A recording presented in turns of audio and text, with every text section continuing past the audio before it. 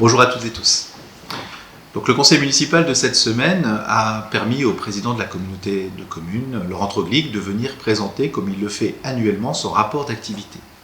Donc, le rapport d'activité de la communauté de communes va retracer les choix qui ont été opérés par cette collectivité, évidemment toujours en lien avec la commune, sur ses domaines de compétences, sur son périmètre de compétences. On pense évidemment à l'aménagement urbain, c'est-à-dire la création, les modifications des routes, des voiries, mais c'est également d'autres points qui sont des points cruciaux, comme le développement économique de notre territoire. C'est aussi des réflexions autour de l'emploi, de l'usage des numériques, c'est des services rendus à la population comme France Service, qui est à 2 reprises chaque semaine dans nos murs.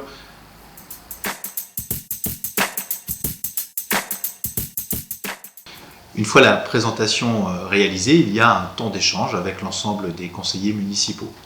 Donc cette fois-ci, le temps d'échange a touché un sujet en particulier qui était celui de la zone commerciale et particulièrement de son développement attendu. Alors non pas celui sur le territoire de Froid, mais plutôt celui qui était pressenti sur le territoire de Champignol avec cette zone que l'on appelle la zone des vergers.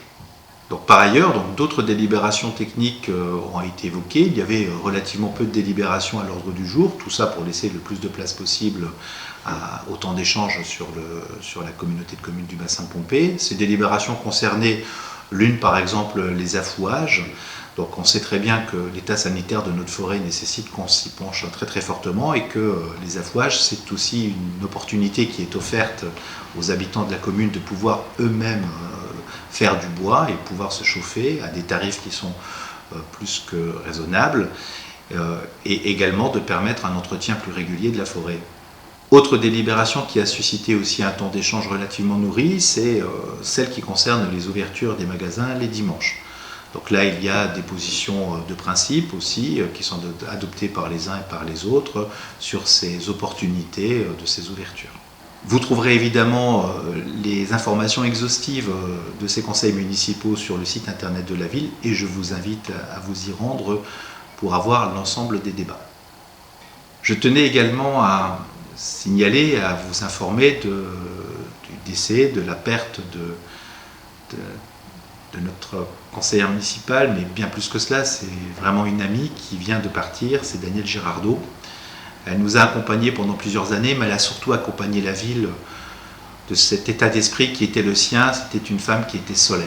C'est une femme qui nous a apporté beaucoup et c'est vraiment avec beaucoup d'émotion que je vous annonce son décès.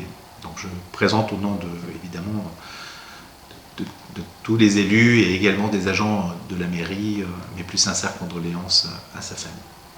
Danielle est une femme qui va beaucoup nous manquer.